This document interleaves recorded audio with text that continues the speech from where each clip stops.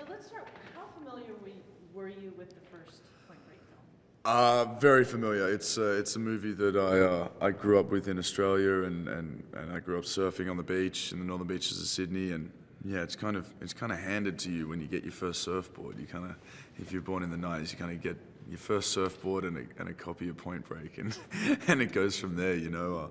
So yeah, it's you get an email kind of saying that there's a potential that you could be Johnny Utah, and you kind of, your eyes go wide and you get really nervous because you really want to do it, and then you finally get the chance to audition and meet the director, and you do it, and suddenly you're Johnny Utah, and you're like, oh my god, this is real, this is amazing, oh, holy crap, I'm Johnny Utah. And then it gets really real, and you got to go and make this movie and go and experience this. And yeah, for me, this is a dream come true, you know. This is something that I never thought would happen in my life.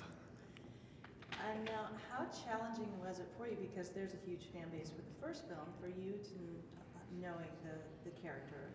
How challenging was it to make this character your own? And what were the differences between this film and the one that was in 1981? Yeah, I mean, for me, I was kind of lucky in terms of it's a reimagining of the original. So we've got Utah and Bodhi, and we've got their heart and soul, their ethos, their backbone, what we all love about the original. You know, their lust for life and their need to go out and live it and get the most from it.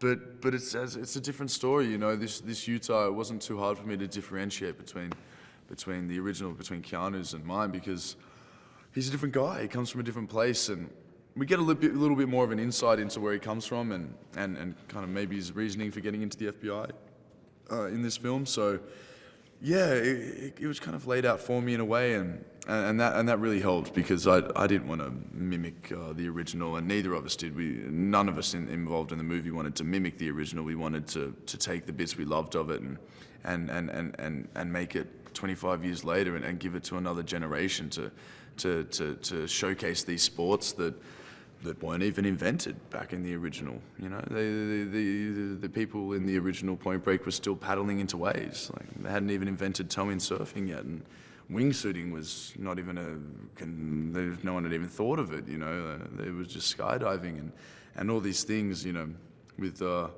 extreme sports, they're much more popular now, much more in the kind of social consciousness, and this is a whole new way of viewing them, rather than just, you know, a little GoPro video on YouTube. This is a serious way to view these sports, and I think it really puts you as close to the action as you could possibly get without being there. Yeah. It's amazing. So, apart from being a great action film, there's also a theme to this film, and there's a philosophy there. Can you talk a little bit about Bodhi's philosophy and Utah's philosophy and the relationship that these two have? Yeah, I mean, I think with anyone who not only participates in these extreme sports, but who spends time outdoors and gets their leisure from being outside and in and around nature, you have a connection to it that you can't really deny. And you know, Bodhi and his people, they're these people, this gang that participate in these sports, and that use the Earth's forces in these ways that gives them life and that allows them to live. And I think they feel a responsibility to repay that. You know, you only get what you give, in a way, and I think Utah understands that. He comes from a place similar to theirs, and but there's a difference between, you know, the ends justifying the means and the means justifying the ends. And I think for Utah, that's really where the struggle comes.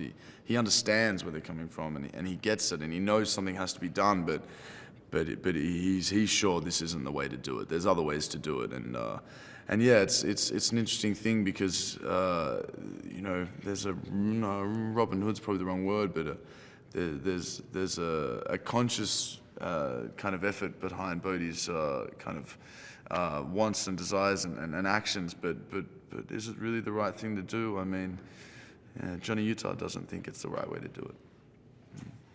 Now, I know that you didn't do all of the stunts, but did you have to prepare yourself physically at all for this role? Yeah, I mean, I did everything up until these guys taking over and actually performing, you know, these crazy things. So towing behind the jet ski on the surfboard up until he lets go of the rope, and I was hanging off Angel Falls, 3,000 feet above the earth, and I was standing on the edge of cliffs and stuff like that. So I did everything until the pros took over, but just on a broader basis, yeah. I mean, the physical preparation was more, it was 6 months of 5.5 days of work a week, 6 days of work a week, and we're going to all these different countries and all these different climates and all these different time zones. It was exhausting. It was really, really hard to work 14 hours a day and make sure you're eating well and exercising and staying in shape. Just basically, so I couldn't get sick. I couldn't get injured. It was stuff like that. And, it was really more practical.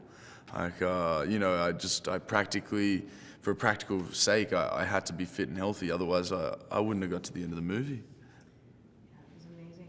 Now let's talk about Ericson as a director. What kind of a director is he? Ericson's a lovely director. He DOP'd it as well. He was a cinematographer as well. So that kind of meshing of the two really works. I mean, it cuts out a few things and it gives him a kind of clearer view of what he wanted to do. And I mean, he was very, very open to anything we wanted to do. And I mean, he had a certain direction he wanted this movie to go. And I mean, the framing he put it in and kind of the way he structured it and the way he shot it and was such a good captain of the ship during filming. I mean, just to get this thing filmed is an amazing accomplishment. When you're on top of Mont Blanc and it's minus 15 degrees and the storm's coming in and you've got an hour to shoot this thing and you get it done because Ericson's got the camera and he's hanging off the edge of a cliff. When we were on the edge of the cliff, Ericson was on the edge of the cliff with us, and he's a real outdoorsman and someone who knows the environment and the outdoors better than any. So he was a perfect guy to make this movie.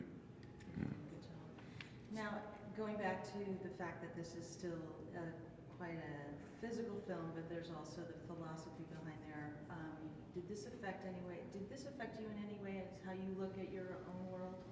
Did it change anything? Yeah, I mean, I'm fairly clued in, and I like to be informed. I like to read the newspaper daily and be as informed as possible. So yeah, I have my own ideas on where the world's going and how it is. But yeah, it was interesting to see this take on it. I think the world is just a much smaller place than it has ever been, and I think finally we're realizing that what happens on this side of the world affects the other side of the world, and that we're not just a bunch of countries that are stuck together. We're one people that live on a spaceship that floats around space, and we should treat it like our home, and we should treat it with respect, and we should try and make it the safest, best place for everyone to exist. And I have faith. I'm a glass half full kind of guy, and I think we'll get there one day, because thinking the other way is admitting defeat.